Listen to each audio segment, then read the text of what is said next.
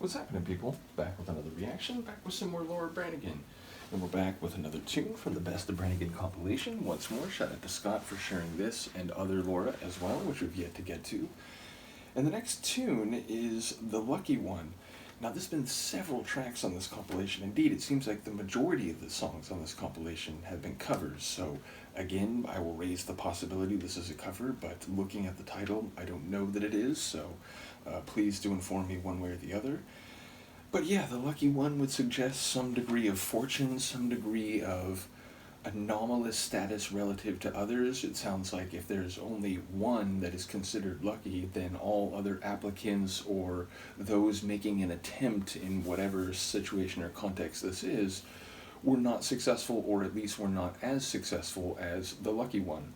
So I am curious, where this is playing out, in what context, whether the narrator is the lucky one or whether someone else is the lucky one. And ultimately, given that a lot of her songs, whether they're covers or not, seem to be about emotion related to romance and relationships and breakups, I do wonder if that will be the context. Once again, let us find out. This is Laura Branigan. The tune is The Lucky One, and it's included on the Best of Branigan compilation.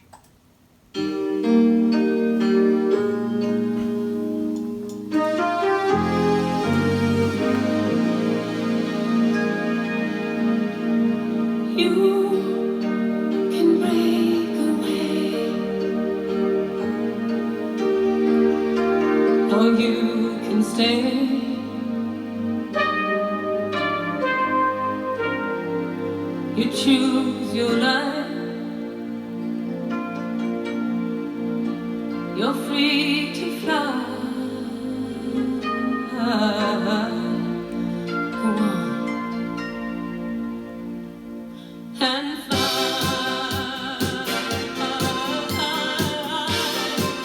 Didn't see that coming.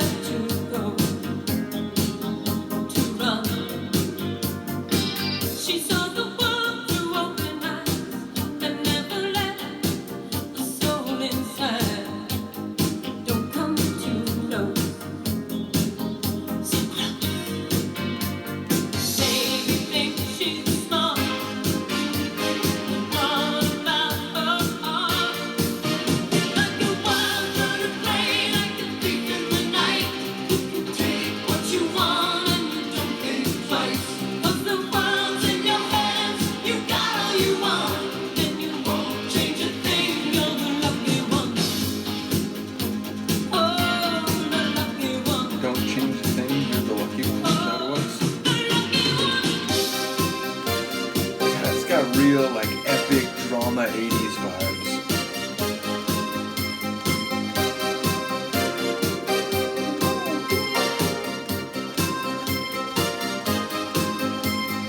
Like the synth organ sound.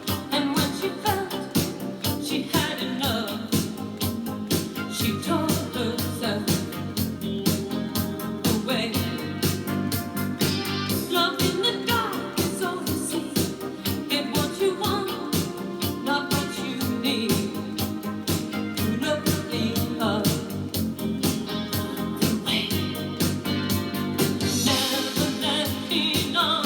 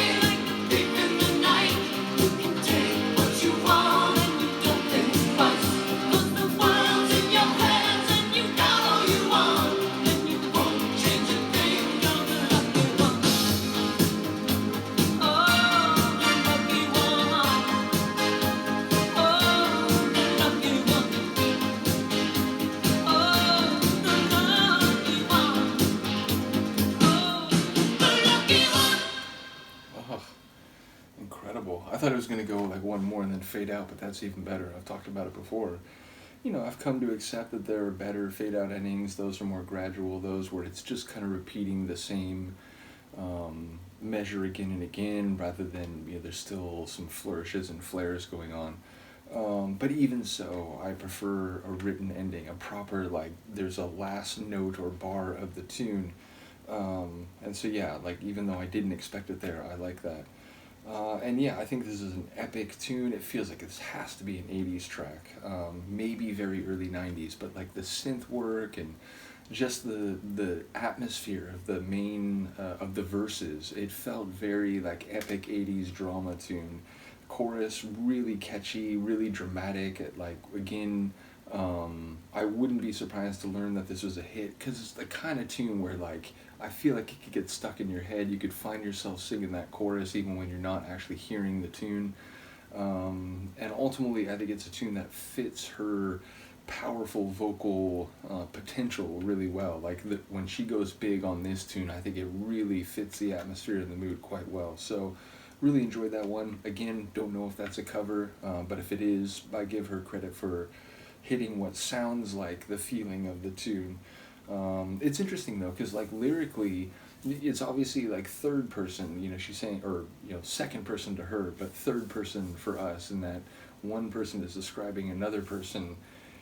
And it's, you know, the idea that she's the lucky one, but like, you're not going to change a thing. It's interesting because it sounds like, okay, so she's been sort of fortunate, and even though she seems a bit stubborn, maybe even dogmatic, she's maybe getting away with it. But then I'm not quite sure of the overall fate, or whether there's a hint that maybe things could go wrong eventually, even if this person is the lucky one now. So, and indeed, I don't even know if she's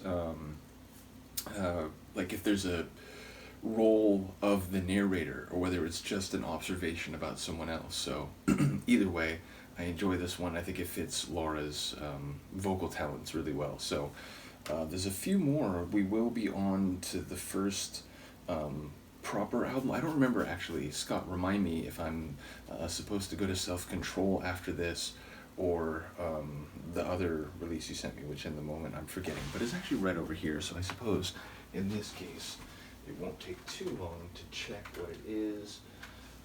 Is it self-titled? Yeah, it's just self-titled.